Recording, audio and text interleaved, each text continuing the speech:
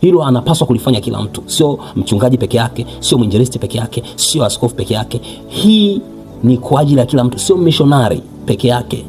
Hii ni kila mtu. Hususan ukifuatilia sana makanisani utakuta kwamba kwenye majengo ya kuabudu utakuta washirika katika 300 wapo tu 4 ambao wanakuwa na kiu ya kumfuata mtu barabarani na kumweleza habari za Yesu Kristo.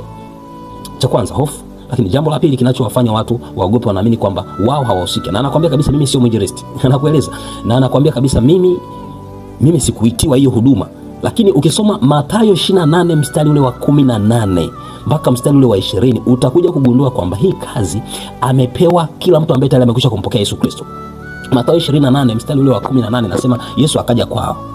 Na alipokutana nao, manaki kuna neno lilitamka, akasema nimepewa mamlaka yote duniani na mbinguni.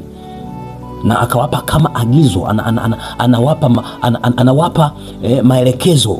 Akasema enendeni mkawafanye mataifa kuwa wanafunzi, mkiwabatiza kwa jina la Baba na la Mwana na Roho Mtakatifu, na kuwafundisha kuyashika yote. Hakusema wachungaji nendeni, hakusema wahubiri nendeni. Ukisoma Marko sura ya 16 mstari ule wa Marko 16 mstari wa 15 nasema akawaambia enendeni mkahubiri injili kwa kila kiumbe. Enendeni. Hakusema mchungaji enendeni, hakusema mwinjilisti enendeni, hakusema wa missionary enendeni. Alisema enendeni ulimwenguni wote mkahubiri injili kwa kila kiumbe. Marko na Mathayo walikuwepo pale, kwa walikuwa wanatoa taarifa ya kile kitu ambacho walikisikia kutoka kwa Yesu.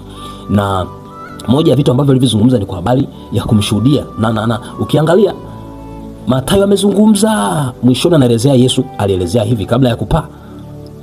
Kwa hiyo tunaona Yesu kuzaliwa kwake mpaka kufa na kufufuka, anakuja kuelezea mwishoni kabisa kwamba jamani, mimi nimemaliza yote, lakini sasa nyie nendeni. Yaani ndio anawaambia sasa mnapaswa kufanya hivi.